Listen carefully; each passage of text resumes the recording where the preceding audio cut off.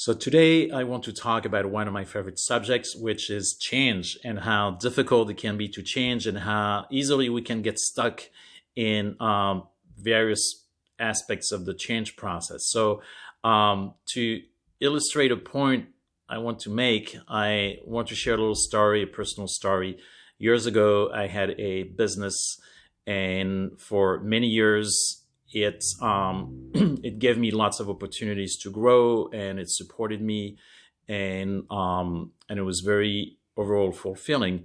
And then gradually, it became more stressful, and at some point, I found myself being really burnt out and dreading working in that environment and running my business. So I, of course, considered closing it, but somehow I just could not really move forward with that, because as soon as I considered that option, I had all sorts of reasons that popped in my head that it was wrong. It would be a regression. I couldn't have worked so long on building that business and then closing it, and so I became stuck. And for a while, it took me probably close to 2 years to being able to move forward. And at some point, there was a shift, and the shift happened when I was willing to look at not so much looking for a solution of what else I was going to do next, but looking at what was stopping me from making that decision or from making a change. And what I realized is that what was stopping me is that were my thoughts. And my thoughts were that if I closed my business, it was going to make me a quitter. And being a quitter was something that I could not handle. It went against my the values and the beliefs that I had, and the way I was raised. And so once I became aware of that, then I challenged those thoughts, and I challenged those old beliefs, and I was able to shift my perspective and realize that I had my business for 23 years. And if I was going to quit, to make the decision to move on after 23 years, that was okay. And it was not going to make me a quitter. And it was not going to say anything negative about who I was. But I had to face that, and I had to analyze that, and I had to have the courage to look at those thoughts and those negative thoughts. And so my point is, we know that thoughts trigger feelings, and feelings trigger actions or drive actions, and our actions are what give us results. So if at any point you're not feeling satisfied with the results that you're getting in your life, then it can be really helpful to look at those four components and trying to identify where the breakdown is. So what I often do for myself, or for when I find myself stuck, or with my own clients, is to look at what, if the results are not satisfying, what are the actions that are contributing to those results? And then once you get to the action level, sometimes that's where people continue to be stuck, because they feel that, oh, I keep engaging in this action that's somehow sabotaging the results that I want to get. So I just have to change my actions. Well, sometimes that works, but often it doesn't.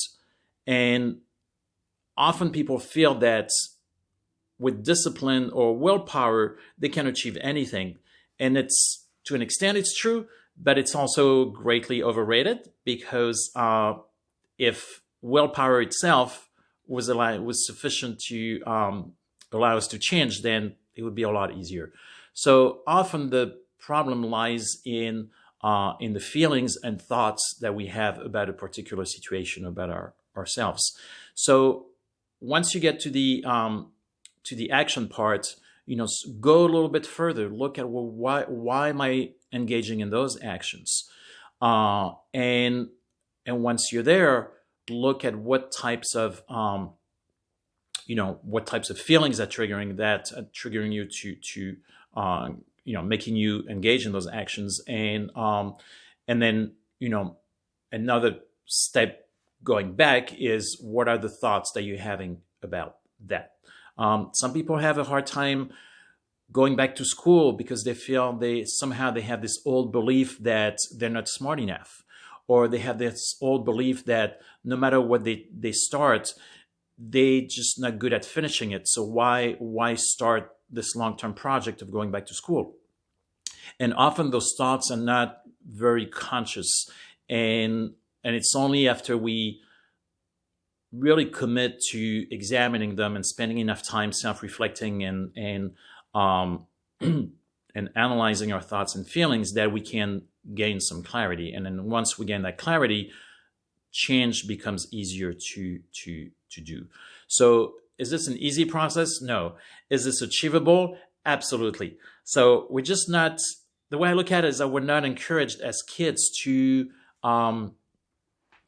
talk about our emotions, to talk about our feelings, to analyze our thoughts, and it's just not something that we practice. Society overall rarely encourages us to do this. Often there's the sense that looking at emotions and feelings is a sign of weakness. I'm not sure where that came from, because the human brain is wired to generate a lot of emotions and feelings. That's normal. So suppressing that tends to lead to all sorts of problems, and physical problems, emotional problems, and health, and just not being able to manifest the life that we want. So if you're feeling stuck, that's my encouragement to you for today. It's to really look at some of those steps and trying to identify where the breakdown might be. And so I'd love to hear any of your comments, thoughts, feelings. And in the meantime, be well, and we'll talk soon.